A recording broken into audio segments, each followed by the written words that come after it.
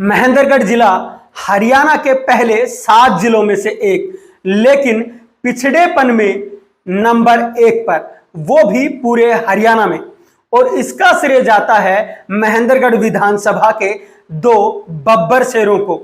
जिन्होंने 40 साल तक लगातार मेहनत करके 24 घंटे 7 दिन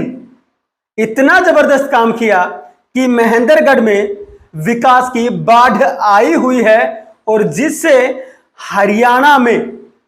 महेंद्रगढ़ जिला विकास के मामले में नीचे से पहले नंबर पर है। आज राजमंत्र में बात करेंगे महेंद्रगढ़ विधानसभा की। महेंद्रगढ़ विधानसभा जिसमें दोनों ही पार्टियों के बड़े कद्दावर नेता हैं, चाहे हम कांग्रेस की बात करें या बीजेपी की बात करें। बीजेपी के नेता तो उस जमाने से हैं जब बीजेपी का थोड़ा बहुत वजूद ही हरियाणा में हुआ करता था, और कांग्रेस के नेता भी काफी पुराने हैं, लेकिन बीजेपी के नेता ने अपनी पैठ इतनी बनाई कि विधानसभा के अंदर नॉन यादव होते हुए भी उन्होंने कई बार यहां से विधानसभा में चुनाव को जीता है, और वो 5 बार यहां से विधायक रहे हैं। तो वहीं कांग्रेस के नेता की बात की जाए, राव दान सिंह, जिनको कि राव इंद्रजीत ने उंगली पकड़ करके राजनीति में चलना सिखाया था, वो भी 3 बार यहां से विधायक बन चुके हैं, और वर्तमान विधायक भी वही हैं। लेकिन राव दान सिंह ने राव इंद्रजीत के हाथ को छटक कर अपनी खुद की पहचान विधानसभा में बना ली, लेकिन इन्होंने वो गलती नहीं की जो कि कोसली और अटेली के विधायकों ने की। कोसली और अटेली के विधायकों ने राव साहब से दुश्मनी तब मोल ली जब खुद का वजूद नहीं बनाया था, लेकिन राव दान सिंह बहुत चालाक नेता निकले और उन्होंने लोगों के पर्सनल काम किए, जिसके कारण उनकी पहचान लोगों के बीच में बनी, और फिर राव इंद्रजीत का हाथ छटक दिया और अपनी पहचान बनाकर खुद की पहचान पर चुनाव लड़ने लगे, और वहां से विधायक भी बनने लगे।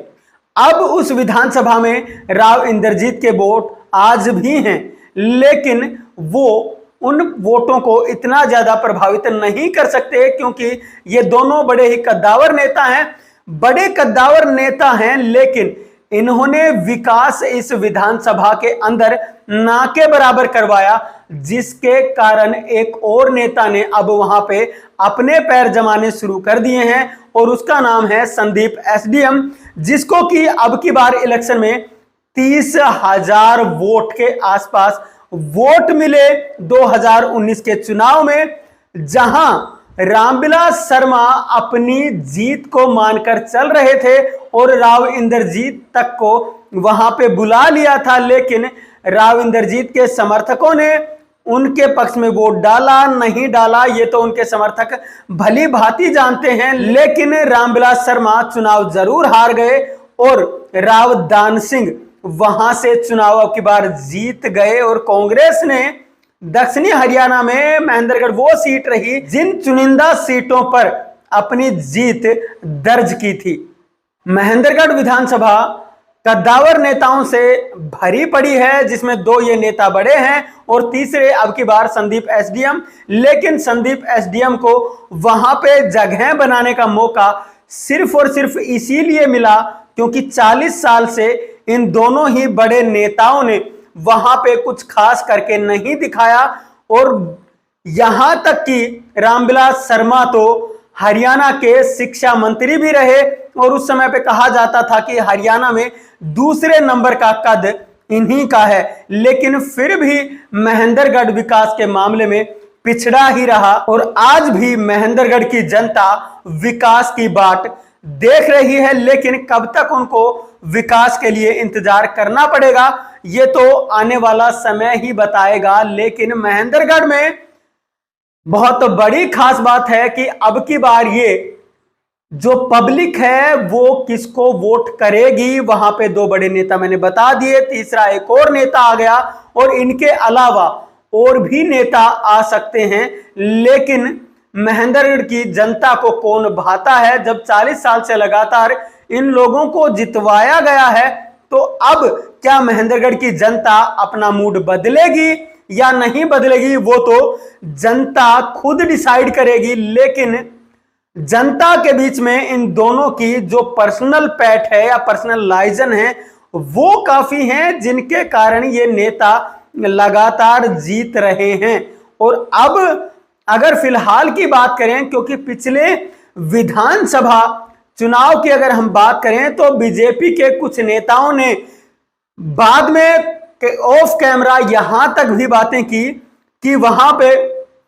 अगर रामविलास शर्मा को टिकट नहीं दिया जाता तो हो सकता है कि महेंद्रगढ़ विधानसभा से बीजेपी सीट निकाल भी सकती थी। लेकिन मैंने आपको बताया कद्दावर नेता है रामविलास शर्मा, तो अब उनसे आखिर दुश्मनी मोल ले तो कौन ले और उनकी सीट काटे तो कौन काटे। लेकिन क्या वही गलती अब की बार भी